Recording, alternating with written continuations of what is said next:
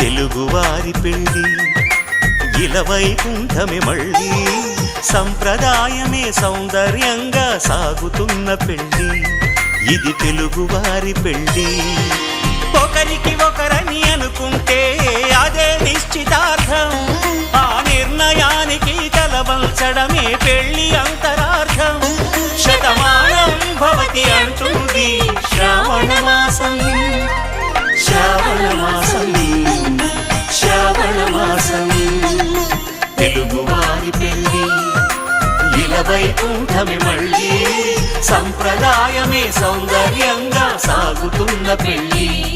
ఇది తెలుగువారి పెళ్ళి